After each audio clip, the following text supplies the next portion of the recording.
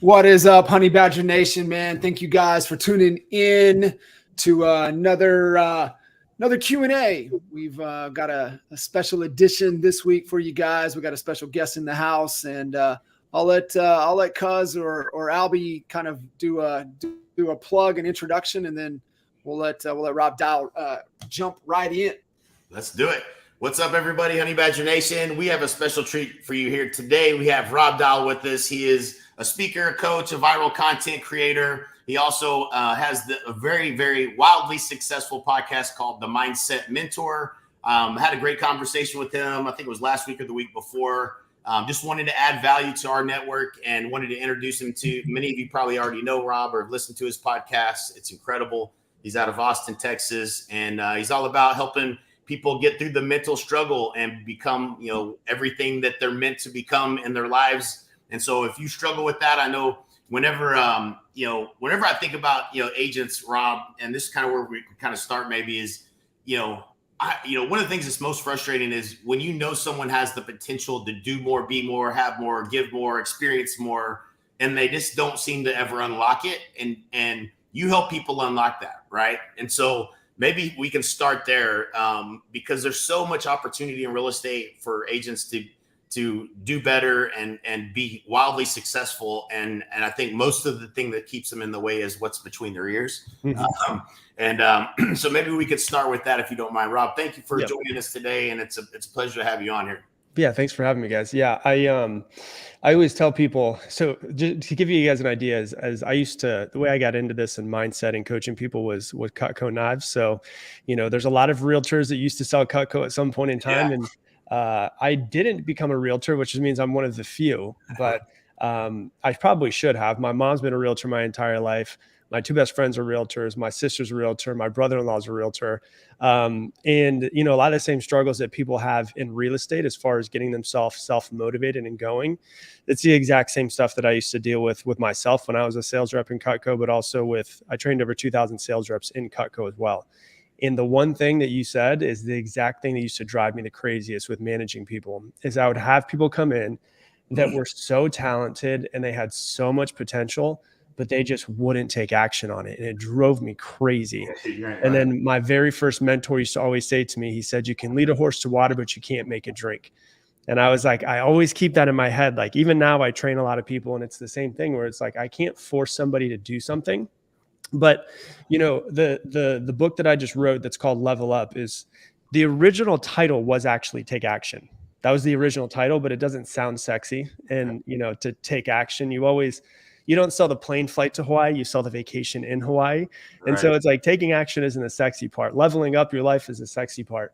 And so really when I broke it down and I was like, if I'm gonna write a book on taking action, what's the reason why someone doesn't take action in the first place? Like, why don't they? Because everybody knows, like, I'm sure every person who's watching this or everybody who's on your guys' team, they have like a 90% mentality of like knowing exactly what they need to do to be successful, right? They know what they need to do, but the real question is like, why do they not do it?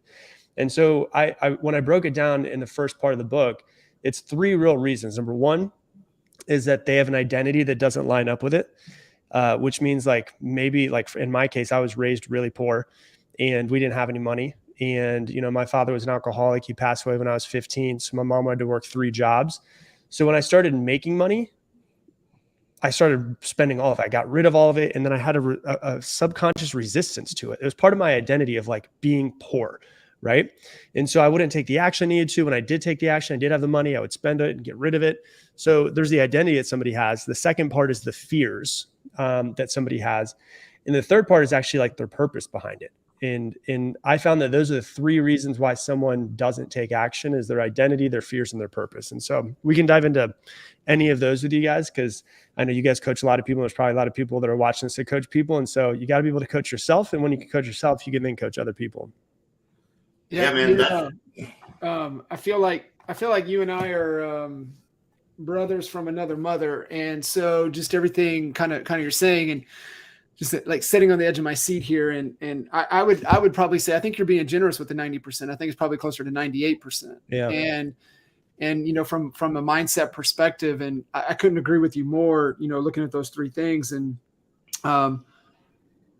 I guess one of my questions, I mean, for, Al and Jay is, there's so much, for especially for me, right? Being, we're students, we're always studying, we're always trying to consume and get better. And it's one of the things that, really pushed me and Jay, being business partners for so long, and then being, friends and coaching Al for so long. And there's a lot of things that you can get consumed in theory, and, but it changes the game when you really are able to live through it, and you got to do things and kind of go around it. I mean, I would love for you to unpack that. And you mentioned the three things, but I think it was one of the things that I think stood out. And even I think it was on one of your podcasts. You were like, none of that shit matters if you don't understand what the standards are in your life. Yeah. Yeah. I can tell you about that. That I think is important. So, I think one of the things that people really get into, and it is important, but I think they actually might overemphasize the importance of it, is habits. I do think habits are important, but I think that's what's more important than your habits is your standards.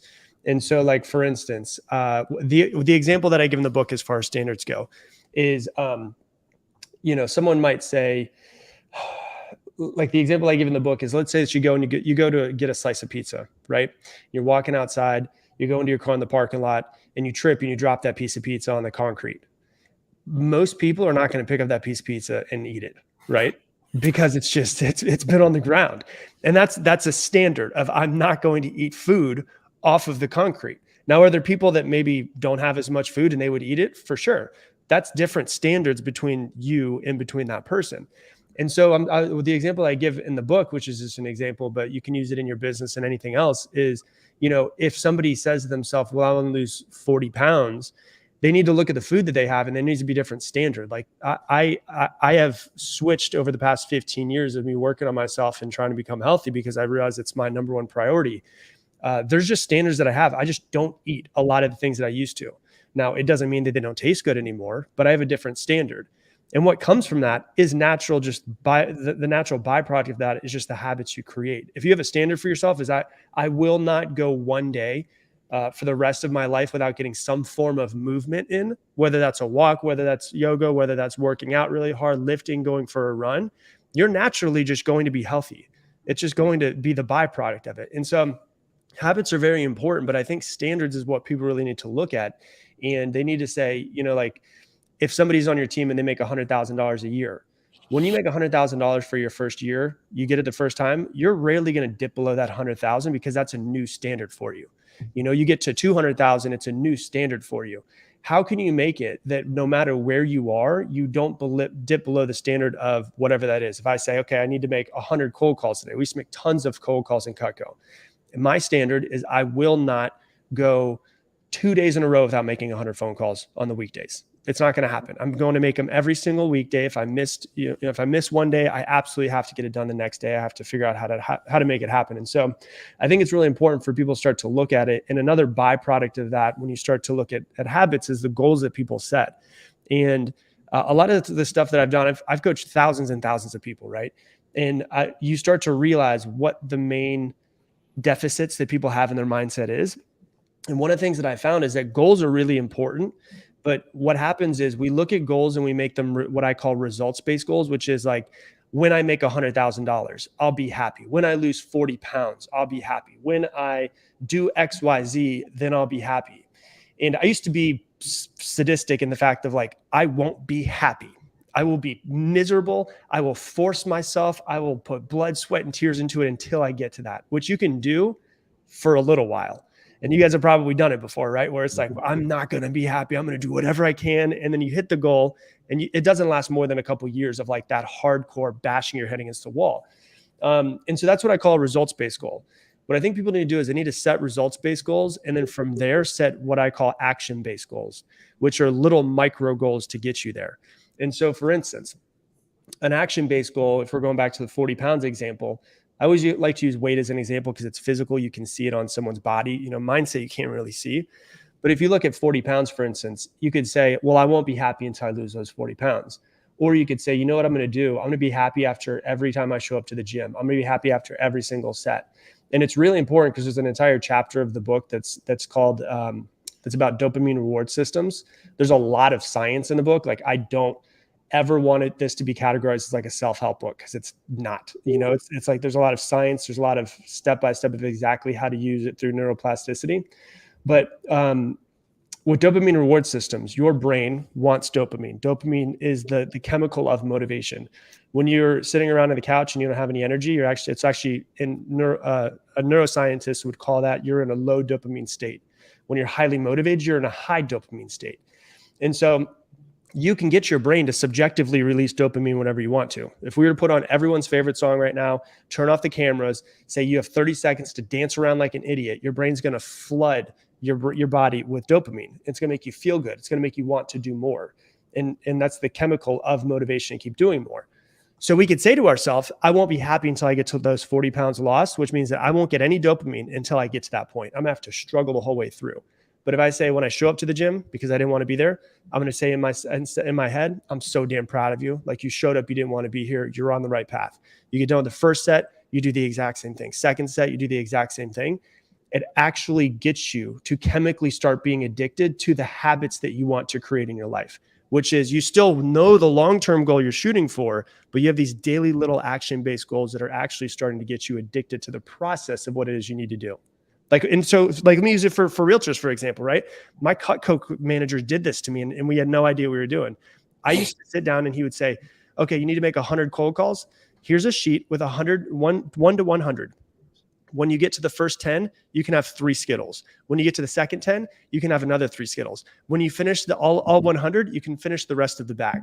And I was basically like E.T., E.T. when they put the Reese's Pieces out. I was basically putting dopamine reward systems along the way to make sure that I did the calls that I needed to eventually get the sales that I needed to. I love that. That's great. That's a great mental model, because I think that's where people struggle is in actually doing the work. They associate pain with it instead of pleasure. Right. And so it's really about the self-talk and then creating that dopamine hit while you're doing the things that you don't necessarily want to do. I love that. That's great stuff, man. So Rob, how do you because I mean, the whole carrot and stick, right? I mean, it's not, the residue from it can be, a little toxic at some point, because, the challenge that we find, with the carrot is that, what got us to do it one time is not going to get us to do it again, because especially with hard things. So like, what have you found, allowing, the people that you work with to find that, to be able to level up, which is, I love the, the name of that, because I mean, this is the right group to be having this conversation with, because I mean, that's really what honey badgers are all about. And when you find that carrot's not working anymore, where have you found people to kind of break through to hold that standard, to be able to level up to that next level when the carrot doesn't work anymore? Yeah, man. It's super important, because another piece of it, I think, is the most important piece, is actually the purpose behind somebody. So when you look at why people don't take action, there's the identity they have for themselves. There's the fears that they have, which people have tons of, and we can definitely dive into those. And then on the other side of that is their purpose, right? So what I have found is that when I'm trying to do something for myself, or I'm trying to do something specifically for money, I can motivate myself for a little bit, but eventually get to the point where you're like, it's not really fulfilling for me anymore. But when you have a purpose that's attached to it, whether it is the community that you're working for, whether it's, and like a good example is, I think of Dean, who connected us. And he used to say, when he was running his EXP office, he would have, he wanted to sell 300 homes that year, him and his team. Now he had like a dollar amount of how much he wanted that to be. But every single time that they would get a home sold, they would put it up on the wall and they would say, this family's life has changed, right? It's still a home being sold. It's still a step of the process, but it changes the purpose as to why they're doing it and gets people excited to do it as well. And so I'll give you a good example. That there was a client I had years ago, about 7 years ago, is my one-on-one client. He wanted to make $100,000 for the year. He had gotten, kind of close, whatever it was. He wanted to make $100,000. And I was like, why do you want to make $100,000? He's like, I want to make $100,000 because I've never done it. I'm like, cool. Why? And he's like, I want to do it because then it would change my life a little bit. Okay, why? And it's called the 7 levels of why. You find out, you get the answer, you ask yourself why. You get the answer. You ask yourself why. You get the answer and find out why. And we got to the point where the real reason why he wanted to succeed and why he wanted to make $100,000 that year was because he had recently just got a divorce from his ex-wife. She lived in a bad part of town in New York. And his biggest fear was that his daughter would be pregnant before she was 13 and that his son would be murdered in a drive-by. And he wanted to make $100,000 to be able to put a down payment on a house, to put them into a better part of town, to give them a better education. And that's what it came down to. So it's still the same goal. It's $100,000, but the purpose behind it is actually a driving force, because we all know on this call, you're going to get kicked in the face multiple times a day. And you've got to have a reason to get up and decide to just start doing it anyways. Like I always say, people, like, deciding to be an entrepreneur is deciding that you want to wake up in the morning and get punched in the face almost immediately. Like that's what an entrepreneur is, right? But you've got to have a purpose behind it, of whether it's, I want to change my family's life, I want to change my community, whatever it might be. There's got to be some driving purpose that's behind it, so that when things get hard, because they always will get hard, it's not going to be all, unicorns and rainbows all the time in business. When it is hard, why do you actually want to do it? Because my very first mentor used to say to me, if your why is strong enough, your how of how you're going to do it will reveal itself. Do you think, Rob, because in Al, Jay, I'd love for you guys to jump in, but Rob, you mentioned the three things why people are, really become pretty much paralyzed, right? And from taking action and moving forward in kind of that known direction. And you mentioned, identity doesn't align. You mentioned fear. And then that last one, which you just really hit on, was purpose. Mm-hmm. But do you believe that with that definitive purpose, that big why, you can easily overcome the fears? Or is it something else that needs to be addressed? I mean, the three things, I would love for you to give action items. I would love for you to get action items for us and the Honey Badger Nation to be able to say, hey, here's some action items to overcome, to get clear on identity alignment. Here are some action items to overcome fear. Here's some action items to get with purpose. I think that would be like really, really helpful, for these rock stars tuning in. Yeah. So with identity, it's really interesting. Like, have you guys ever seen the movie Jim and Andy, which is a documentary about Jim Carrey? No. Oh my God. You guys should watch it. It's incredible. So Jim Carrey did a movie back in like 1999, and it was called Man on the Moon, where he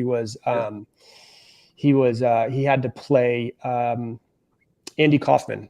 And Andy Kaufman, if you guys don't remember, he was crazy, first off, like just nuts. And he also played other characters like Tony Clifton and all of that stuff. So Jim Carrey's a method actor. And so he played Andy Kaufman, who used to be a real live person, right? And when he went home and he would drive from Hollywood and his driver would drive him back home, he would stay in character as Andy Kaufman the entire time for 3 months. Then what made it crazier, though, is that he would then play Tony Clifton as Andy Kaufman, and he was Jim Carrey behind it. And so he would, if the day stopped shooting and he was Tony Clifton for the day, he went home and he was Tony Clifton. He got in the car the next morning, he's Tony Clifton. And then when they started shooting again, he would be Tony Clifton, who switched to Andy Kaufman, to the point where it got so crazy that the people who played in Taxi with him, the show Taxi, were like, it was almost indistinguishable of that he was not Andy Kaufman. And where it got real crazy was that because he died so soon, his daughter didn't feel like she had closure. So he went to therapy sessions with his daughter as Andy Kaufman. So it got like deep down the rabbit hole, right? And if you have seen, Jim Carrey has this massive spiritual awakening in the past 20 years. That's actually what started it, was because when the movie ended, he didn't remember who he was. And he said he didn't remember who he was. He didn't remember what made him happy, what made him mad. And he was like, literally quote in the quote is, who the hell is Jim Carrey? Like if I don't know who I am, if I don't know what I like, if I don't know what my hobbies are, like who the hell is Jim Carrey? And he came to realize that this identity that he had of Jim Carrey was just a character that he had been playing, the same as every single character he's ever had. And so he realized it was just like, oh, your personality is just a mask you decide to wear in the morning. And when you look at the word personality, the root word in Greek is persona, and persona was the mask that people would wear on stage in the theaters in Greece. And so it's not supposed to be this thing that's concrete. It's supposed to be this thing that can be changed at any time. And Alan Watts even says, if you go back to him, he says, you're under no obligation to be who you were 5 minutes ago. And so a lot of times when people, I'm sure, join your guys' teams, they see you and they see your success and they're like, I want to be that, but they've never been that before. right? But they're looking at you and saying, I want to be that. I want to be like this person, right? So then what we can do is we can actually take somebody and say, okay, man, Jay's so damn successful at this. Like, what is he doing? What's parts of his personality that I like? What's parts of his person? What is it that I want to adopt? And so we can look at people that we look up to and say, this person has the business that I want. What are the habits, traits, and qualities that they have that I want to ingrain into myself? And I'm going to wake up every single morning and act as if I am that person. Now, I'm not saying everybody just wake up and be Jay. What I'm saying is, what are the qualities that you want to pull from each person that you look up to and that you respect? And you have to make a conscious decision to try that on for the day. Like, I'm wearing a light blue shirt today. Why don't I just, if I'm a shy person, why don't I just wake up and say, I'm going to be the most outgoing I've ever been in my life. I'm going to talk to people at Starbucks. When the lady who's checking me out at the grocery store says something, I'm going to try to have more of a conversation with her. And your personality is just like a shirt that you can decide to try on at any point in time. And instead of playing, so many people play the victim of like, oh, well, what was me? Or I wasn't born with the same stuff. It's like, okay, well, if I look back and I happen to get a conversation with Jay and I say, Jay, when you were in my position, what did you do? What did you do to get you to where you need to be? And he says, I did this, this, and this. 10-4, buckle up. I'm going to do those 3 things every damn day is what I'm going to do. And I'm going to see if my life starts to change. And if I try it for 30 days and I love it, guess what? It's now something I can continue doing. If I don't like it, I can shift it around and change it however I want to, because the identity that you have is only based off of the things you've done in the past. Like 9 years ago, I was not a podcaster, right? But I just started talking into a freaking microphone and putting it out into the world. And I did it 1,300 times. And now I'm like, oh, I'm a podcaster, right? Just simply because of the actions I've taken in the past. And so as far as changing identity, people need to first understand that it's not like a rock. It's not something that's just like cannot be changed. It is movable. It is shiftable. It can always be changed. That's the first part of it. The second part of it, if you're looking at your fears, it's going to be really interesting to a lot of people out there, because I do a lot of talks. I do a lot of Zooms. The other day, about a week and a half ago, we had 3,000 people on a Zoom call with us, right? And I said, what's your number one fear that holds you back from taking action? 90% of them were failure, right? And what's interesting is when you actually look at fear, you actually realize that in a human, if you guys have children, there's only 2 fears that are born into a human, actually built into the circuitry of their brain. Number 1 is the fear of loud noises, and number 2 is the fear of falling. So if there's a big bang, the baby's going to start crying. If you are holding a baby and there's a little bit of like a drop in your hands, their arms will automatically go back. It's built into the human circuitry of our brains. Everything else is learned. There's no other fear that's built into the circuitry of the human brain. So you've got to ask yourself, like, where did I learn this fear? And so when you look at like the fear of failure, for instance, okay, so when you deal with fear, there's a quote in my book that talks about fear that's from a guy named Carl Albrecht. And he says, fear is the anticipation of an imagined future event. And the key word of that is imagined. And so what's interesting about the whole thing is that I took fears and I realized that there's 2 categories of fears. There's primal fears and there's intellectual fears. So I had a friend that went and lived with a native Brazilian tribe in the middle of Brazil. Like, you get on a boat, you get into a city, you get on a boat for 2 days to get to them. There's no roads, nothing. He had to walk around with a machete in his hand for 40 days because, there was animals that could attack. He said if there was a jaguar, it was already too late. It's been watching you for a long time. And so it's like these primal fears are so present in their lives that they don't have time to worry about, does this person like me? Or what if I fail? Right. And so we have these primal fears that are built into our system. And a primal fear, the way I explain it in the book, is pain, physical pain, or death is attached to it. Potential physical pain or death is attached to it. That's a primal fear. An intellectual fear is everything else. And so when you look at the fear of failure, the fear of other people's opinions, the fear of being judged, the fear of being a fraud, fear of not being loved, all of those are intellectual fears. And like when I say intellectual fears, like, can you physically hold the intellectual fear of the fear of failure? No. Can you physically hold a jaguar that's about to attack you in the forest? Yes. Right. So it's like it's physical, it's there versus not being there. And then so you've got to look at your biggest fear and ask yourself, like, is it real? Is it in front of me? Or is it something that I imagine? Because it's an imagined future that I'm looking into of, if I fail, then I won't be loved, then my wife will leave me, whatever it might be. And so then you look at it, and then the natural next question is what, everybody, is, hey, if I've got this fear and I've identified this fear, Rob, how do I overcome it? And I put this in the book, and whenever someone reads it, all the people have read it before are like, holy crap, that's one of the craziest things I've never actually thought of. How do you overcome the fear of failure? How do you overcome the fear of judgment? How do you overcome the fear of embarrassment? How do you overcome the fear of not being loved? And the answer is you can't. And the reason why is because you can't overcome something that doesn't exist. So what we're doing is we are literally creating the boogeyman and fighting the boogeyman all damn day, and it doesn't even exist in the first place. And what people need to understand is there is nothing to fear, because you are creating a fake potential future in your mind of something that won't ever happen in the first place, and then fighting it all day long, literally all day long, while you're trying to build your business. Yeah, I couldn't agree more, man. That's great. I love the way you articulate it too, and going back to, at the beginning of this chat, when you were talking about standards versus what was it? Habits. Mm-hmm. But I think that standards is a lead measure to habits, mm-hmm. and a lead measure to the standards is your environment. I was interviewed a week ago for Real Producers Magazine, and they're asking me, typically you're going to get asked the question like, what's the one thing? If you only point to one thing, right? You can point to lots of things, so it's hard to just point to one thing. But for me, and this happened in 2010, when I got to my first real estate conference, my first real estate conference anyway, was the one that Mike and Jay and John here put on, called the Exponential Growth Summit, where my beliefs changed because I was in a different environment. Mm-hmm. I grew up with no money, similar, right? My beliefs changing when friends of mine that I went to school with and I played hockey with, that we are all in the same town, but when we went to their vacation, like we didn't have a weekend home. Mm-hmm. We would go to their weekend home, and they had a Go Fast Scarab boat with a condo on the water in Lake Erie. They lived this completely different lifestyle.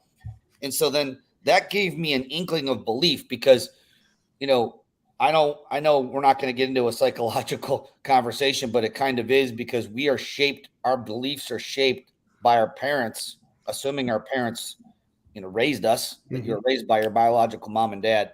But even if you weren't raised by your biological mom and dad, aside from the DNA things that you can't change, you are shaped. Your beliefs and how you come out are so shaped by how we're treated, how we watch the people who are raising us treat others, and that overall environment.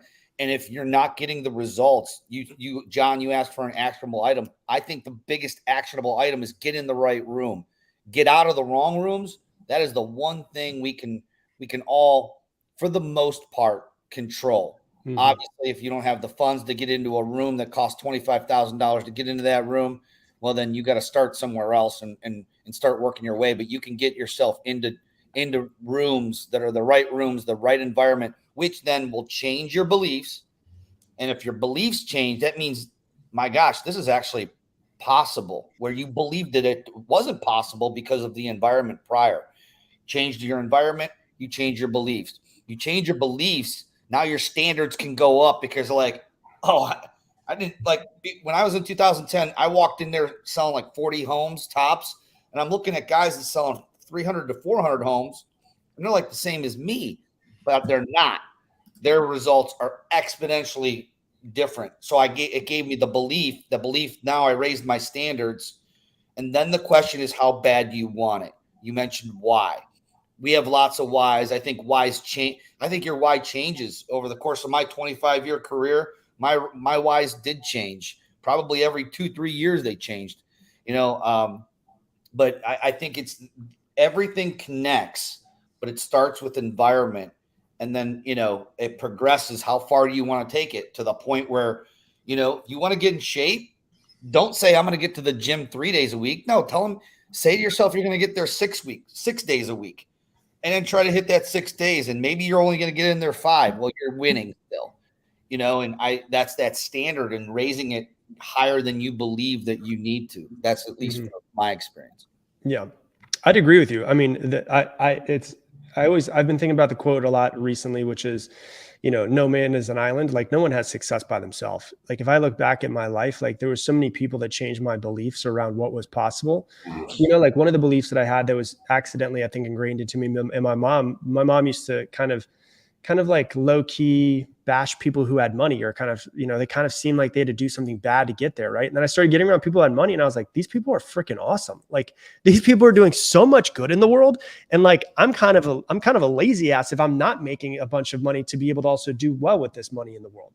And so it's like, you get around, I don't know about you guys too, I'm also really competitive. So like, when I see someone else, I'm like, that guy did it. Like, if that guy can do it, I can freaking do it. So there's also that piece of it where and then you have a conversation with somebody and you're like, oh, they're not as impressive as I thought. They're just doing things a little bit different than me. And let's dive into that competitive, because that's an interesting thing. Like, so like when you go back and say like, man, why did I do all the things that I did? Why am I so competitive? And for me, I had one of those same experiences, kind of like I was talking about, where, I paid, money I didn't have to go to an event. So I had some desire, I was willing to risk it to go to this event to learn something. So there was something burning inside of me that it could be done. It wasn't that I didn't believe that it could be done, but I had never seen. Then I saw it, and I'll never forget. I was sitting next. I was probably 20 years old. I was sitting next to, like, 2 seats away from a guy that gets up to the microphone, starts, telling, his story. He sold 400 and something houses that year. And I'm like, and I'm looking at the guy and I'm like, I can't believe this is even, I've never even heard numbers like that before. And I looked at the dude. I was like, if he can do it, I could do it. There's no way if that guy could do it, I can't do it. Like, that was the mental story that was going on in my head. And that's a competitive nature. Just like when I got in real estate and they showed me there was the board and you got stars, and whoever was at the top, I was like, I want to beat that fucking guy. Like, that was just like, there's something about a scoreboard and a scorecard and wanting to win and competitiveness. Where do you feel like that comes from? Because some people aren't competitive. And that competitive nature, I think a lot of times is what helps, helps you to create that new belief that, hey, I see it. Now that I see it, I can't unsee it. I know it can be done. And if that person can do it, I'm sure I could do it too. Right. Like, there's something deep seated in there that, for whatever reason, right or wrong, I'm dumb enough to believe I could do it. Right. Yeah. So where do you feel like that comes from? And how do you kind of recreate that competitiveness in others, right? Yeah, it's interesting because there's a book called Strengths Finder, and it'll tell you like your biggest strengths. And my number one is competitive. Like, I will die trying, or I'm going to beat you. That's kind of like just how I am personally. But it's funny because my wife is the least competitive person I've ever met. Like, if I lose at Monopoly, I'm pissed for a couple hours. I'm like, damn it, I should have won it. Right. But she's like the least competitive person. So there's different ways to drive different people. I think in sales companies or in real estate, there's a lot of competitive people that are in there. I think you can use it. Your greatest strength is also always your greatest weakness, and it's like realizing when to use those things for good. Right. And so the competitive side of me, where it comes from, to be honest with you, I think it's probably a lot of different places. It's a lot of things where I think it's a lot of like, I got my self-worth from it when I was younger, because I didn't get a lot of self-worth from my father and recognition from him, but I was getting recognition from other people when I would win a trophy or a medal or something like that. So I think it was ingrained in me as a little bit of like a trauma response, that I was like, oh, I was getting what I didn't get from my father when I was younger. And you can still turn that thing on. It's like a toggle switch. Like, I can turn it on when I need to, and I can look at somebody else and say, oh, their podcast is at this. Let me listen to it. This thing sucks. I'm going to destroy this person. Like, I could do that if I want to, but if I'm like only focusing on that thing, it will destroy me. Right. And so there's that aspect of it as far as competitiveness goes, where I think for me personally, and for a lot of people I've talked to, we got a form of self-worth to get the best grade in school. And a lot of people that I know, I was talking with someone the other day, and he's a doctor. He's Indian, and the way he got his love from his father was only by getting good grades. And so that competitiveness came from, I get my self-worth from being only getting A's and having to be the top of the class. And so I think a lot of it comes from a self-worth place. And it also just comes from like, we like to get recognized. Like, everybody likes to get, even if you're the shyest person, you still love to get recognized in some sort of way. And so I think that for a lot of us, it's about how do we use that thing? Like, one of the things that was actually like, I'll be fully transparent with you guys. When I was writing this book, I wrote an entire book, scrapped it, and wrote an entire other book. And it took me 3 years to write. I did 16 rounds of edits on this thing. And I was reading it, and I was like, there's times I was talking with the editors, and I was like, it's not good enough yet. It's not good enough. Like, I'm not putting out something unless it is one of the best books that's ever been published in this industry. And then as I'm saying that, I start going back to editing, and I think to myself, okay, hold on.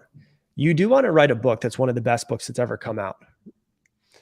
But you also and that's like purpose, right? At the same time though, Rob, you do want to be a New York Times bestseller, and you do want this book to just continue to keep selling, because then it's just money that comes in for having to do nothing after. And I was like, so I could make a lot of money at it, and I could be a New York Times bestseller.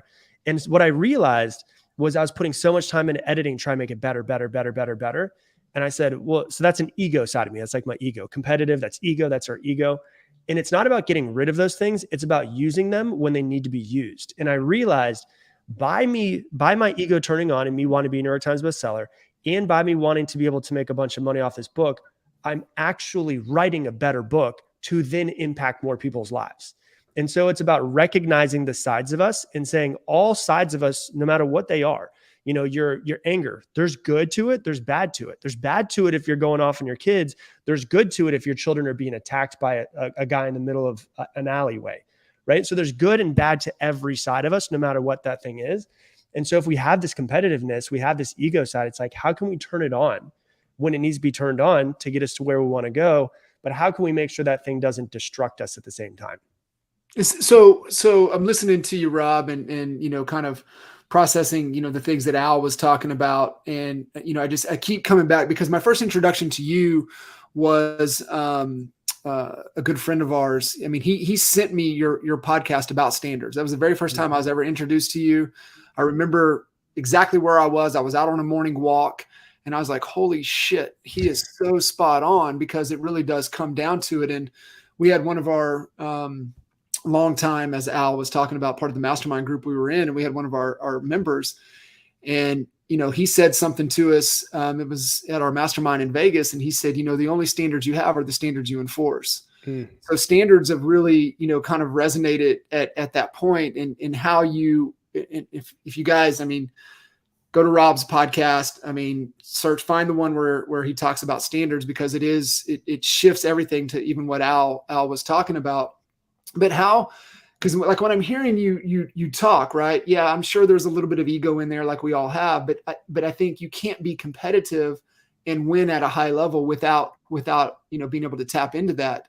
Mm-hmm. Where does that tie in? Can you push the standards too far to where it becomes unhealthy for yourself? And then, like you said, and it's the same belief I have, right? I believe you can't coach and lead another human until you can coach and lead yourself first. So when you're holding yourself to that standard, is it healthy to be able to hold others to it? Or like, where do you cross that line when it comes to not only leading yourself, but leading others? Yeah, well, man, that's where it gets real hard, right? Because a different person brings in different variables. And so for me, like I will honestly tell you, I've screwed up so many times in managing people in my younger years. Like I was forced into management position at 20 years old, right? And I was like just getting into personal development. So I screwed everything up. And so I think it's really about the first thing that you talked about, which is actually working on yourself first, because you can only give somebody what you already have. And so for me, I always tell anybody who's coaching anybody, you have to eat your own dog food. Like you can't it's so easy to tell somebody you should make 100 phone calls and not do it yourself, right? It's so much harder to tell someone to do it and then do it as well. And so I think the most important aspect of it is making sure that you're the person that's doing it. As far as how can these standards be turned toxic, I think they can absolutely turn toxic. You know, for me, like one of the things that I realized years ago is that my relationship to working out had become toxic, because I had to get into the gym and I had to force myself into the gym, and I had to lift weights and I had to lift them aggressively, and I had to be pissed off to do it. And I had to listen to Slipknot the entire time and just freaking rage. Like I used to call the gym my dark place, right? Which is fine. You can get out dark place. You can go to the dark place a couple of times a week if you want to. And so I was like my dark place, but then it started getting to the point when I would, you know, like I'm in LA right now, we're traveling because I'm on this book tour. Like I haven't had time to get the workouts in. And back in the day, I would probably shame myself and be like, you fucking guy, like you said you're going to do, you got it. I mean, you could do push-ups, go do push-ups. And it would just turn into it would turn more toxic, versus saying like, you can switch your perspective of it. My perspective that's been switched, and the reason why I want to move my body every single day, the fact that I don't know about you guys. I've put my body through a lot of stuff. I've done a lot of drugs. I've done a lot of alcohol. I've done a lot of partying. I've done a lot of sleepless nights. I've done a lot of, complete stress from work before. And no matter what I do, I'm look back and I'm like, my body's still here. It's still showing up for me. And there was this perspective shift that I had at one point in time of like, my body's showing up for me. I need to actually show up for myself and like love my body for what it is, and want to work out and want to be fit and want to eat healthy because of that. When it becomes toxic is like, if somebody decides that they want to go and their new standard is they're going to eat healthy every single day. You can do that, but you're also a human. Like, you've got to realize you're going to have cravings. And I think the best quote that I've ever heard around this is James Clear in the book Atomic Habits, where he says, every action that you take is a vote for the person you wish to become. And the important part of that is that every action you take is a vote for the person you wish to become. But in order to win an election, you don't have to have every single vote. You have to have the majority of your votes.